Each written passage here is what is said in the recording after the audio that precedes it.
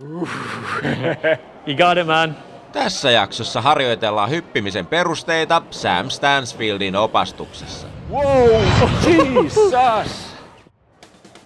No niin, tänään ollaan taas terminaalissa. Multa on kyselty ehkä eniten hyppyperusteita, jaksoa ja meikällä on edelleen ihan amatööri hyppimisessä, joten mä oon ollut vähän vastentahtoinen tekemään sellaista, mutta tällä kertaa mulla on Sam paikalla täällä. Terve! Nyt saadaan ammattilainen vinkkailemaan mulle. Eli käydään hyppyjen perusteet läpi tänään. Katsotaan, saadaanko Jannen tekniikkaa parannettua tunnissa. Se voi olla aika paljon vaadittu, koska Sam on britti, niin me tullaan vaihtelemaan englannin ja suomen välillä, niin mä laitan sekä suomen että englanninkieliset tekstitykset tähän jaksoon. Sam, hey, tell us a bit about the guy behind that massive mustache. Yes, I'm from England originally, and I cut my teeth on the trails there and in Scotland. Then I moved to Finland 3 years ago, and I've been really enjoying the mountain biking scene here. Just everything around your doorstep, amazing bike parks, free bike parks like LKP and stuff, amazing for jumping. And now places like Terminali to come in when it's a little bit chilly and dark outside, as I'm all too familiar with now after 3 years in Finland. So what's the plan for today? Today we're going to cover kind of like the basics of jumping, and not the kind of jumping you do on trails where you're kind of like pushing through, conserving your speed. Now we're going to focus eventually on boosting. So we're going to look at common mistakes, how to boost the jump, and then how to hopefully land the jump as well. All right, let's get to it. Let's get to it, man. There's 3 main parts to the jump. You've got the approach, you've got the transition, and then you've got the lip where the front wheel is hitting now. On the jumps we're going to ride, it won't have coping, but the takeoff is busy with other users over there, so we'll address that when we get to it. Well, boosting, popping, floating, however you want to call it, this is to gain extra height. You're going to stand up tall on the approach, then you're going to crouch down a little bit, just compressing, ready to explode off the lip. As you come up the ramp, you're still crouched, and the aim is to be with your arms and legs straight as they consecutively reach the lip. So as your front wheel comes off the lip, your arms are straight. Then as your back wheel travels the rest of the lip, you're going to push in with those legs and stand up, and that's going to allow you to pop off the lip.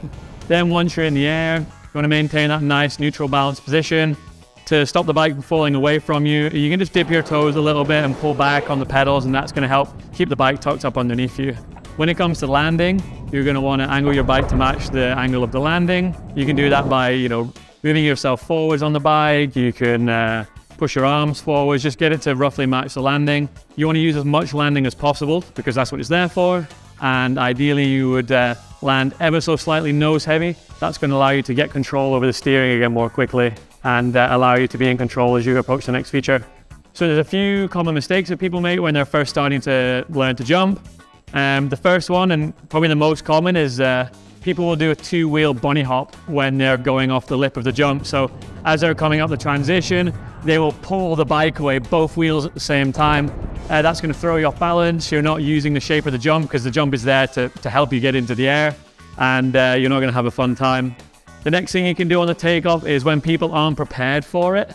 You're not like tensing yourself, you're not ready. As they go up the transition, because of the forces, the G-forces, they're going to crumple into it. And that's again going to throw you off balance. Maybe you're going to go over the bars or not even make it up the lip. So you need to have the front wheel coming off first, then the back wheel. That stops the double bunny hop. And then you need to be in a strong kind of like attack riding position as you go up the lip, stop crumpling. Another common mistake as you're coming up the transition, especially with people that are used to, they learn to jump doing enduro or DH riding. What they're going to do is they're going to try and squash it like you squash a feature or jump on the trail to keep your speed. But we, in the skate park and in the dirt jumps, we don't really want to squash it. We want to learn to boost it so we can do tricks, get more flow, have more air time. Problems when you're in the air, there's the classic dead sailor, so going stiff. You get into the air, you're not ready, maybe you've taken off a little bit weird. You go stiff in the air, typically there'll be like a straight back, and you'll see people either get pitched forwards, backwards, or sideways. Again, not going to have a good time. The other thing that you see, and not really, it's a mistake basically, as you take off, to try and gain yourself some extra height, you don't take off properly and you're just pulling the bike up underneath you, you're just like sucking it up underneath you, and can be useful in some situations, but it's not the way to gain more height. And then the last issues is when it comes to landing. On the landing, you'll either not be prepared for a case or an overshoot. And so when you land, you'll go a bit funky. So you have to just be prepared to absorb the landing. And the other thing is you need to remember to keep looking ahead, because in the skate park, you've got a quarter pipe, another jump, a wall ride. On the trail, you've got a berm, a feature, a ladder, something you need to avoid. So on the landing, eyes straight ahead.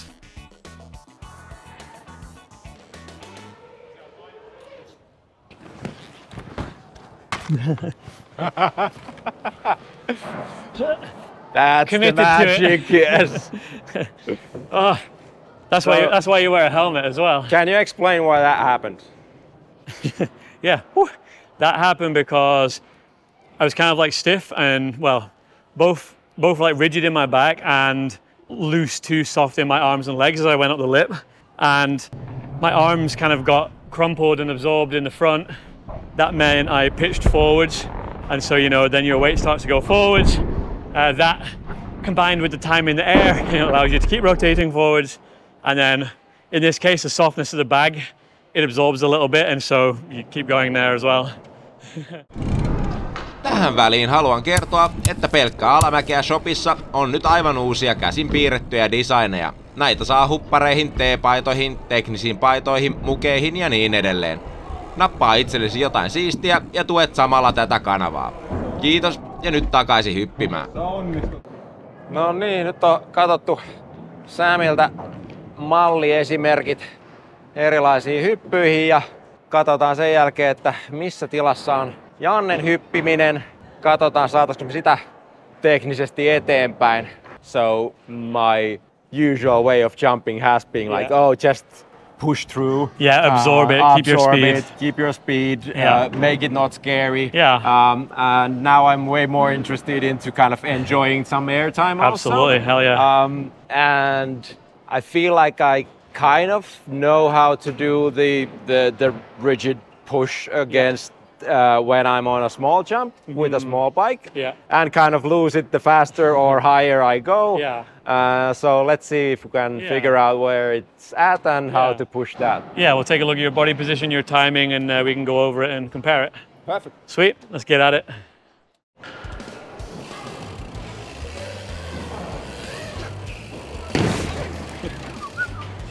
That actually wasn't so bad compared to what you were telling me.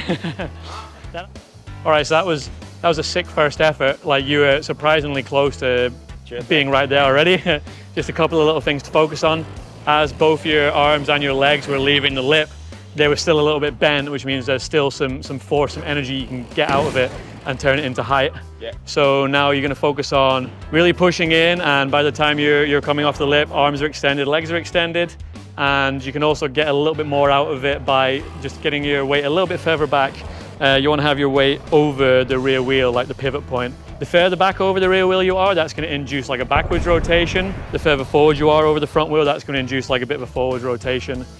So pretty much weight just about over the back wheel. You can go a little bit further back. I think it's also a mental thing, like to get my hands straight, I need to lean a bit more back, but I feel like, then I won't, like, I will come crashing down or straight something. on the ass.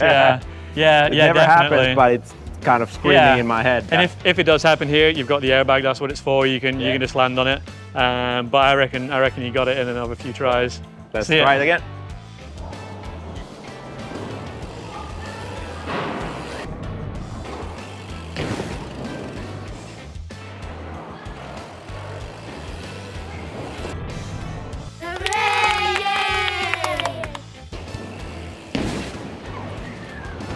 That looked cool again. Yeah, so we had both the arms and the legs straight there, just a little bit off with the timing. What I would say for the timing is really try and, like, it's gonna sound cheesy, but, you know, like, you're connected with your bike, which is connected with the ground, so really try and, like, feel it all out. You'll feel as the front wheel comes off, and you'll feel as your back wheel, you know, you have the kind of sense of speed and time. You feel as your back wheel's about to take off, and that might help you get the timing maybe. It's funny how it's always slightly later the correct point for the legs to push than you think. It feels like you've already left the jump when you actually should push. You've still got that, like, extra bite length to keep pushing down the rear wheel and extending while your arms are already extended and you're kind of like coming back over. And then that usually makes a huge distance difference when you finally kind of just managed to be a little later. Yeah, exactly. Just perfecting the timing. Let's see. But but the leg straight was first time for me, probably. Yeah, so sick. Cool.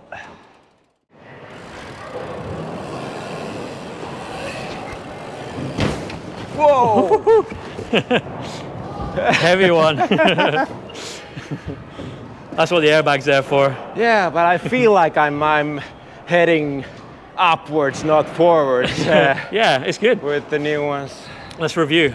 Nice. So checking back the footage, we see that you're getting that timing closer and closer. Like your legs are pretty much straight on the rear wheel exiting the lip, and I've that's something that's never been happened before. That's what we're here for. Yeah. So I reckon I've seen you eyeing up the bigger lip over there. Is that correct? Yep. Like I feel like I know how it feels to get the timing right on a very small jump, but the bigger and faster we go, the more I return back to my usual habits of squashing and crumbling. The natural instinct is bigger and faster is definitely a little bit more fear-inducing. So you can take what you've learned and practice on here, and you can take it to new heights. Yeah, let's do that. Get some. You got it, man. All right, let's do this. Whoa, Jesus! Nice. Well, that was different, let's say. All right, so what we learned is that you can't just blindly push your hands straight. Yes. Even though it worked here to improve my composure. Yeah, and there's still a little bit, like you're coming in off a bigger roll-in, so you got a bit different speed. You're coming up a longer transition, so the timing is slightly different. And one other thing that happened there is you definitely listened when we talked about putting your weight over the rear wheel before, but this time it was too far behind the rear wheel, and that induced that backwards rotation as you came off the lip, and that's what put you into that kind of like pencil position. So yeah, all right. You got another round in you? No, I can't leave it to that one.